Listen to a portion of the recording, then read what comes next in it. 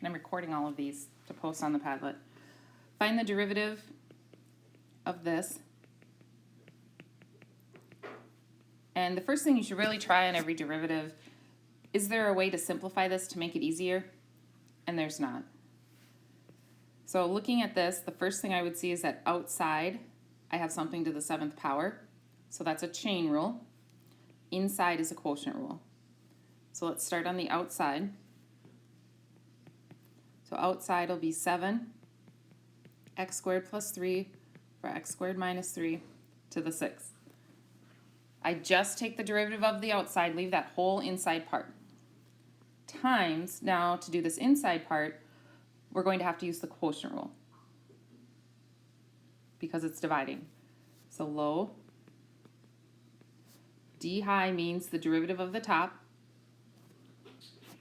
minus high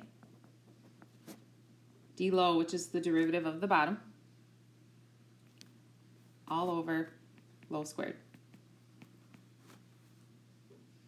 And maybe when you type that in, you might want to put a big parenthesis right there.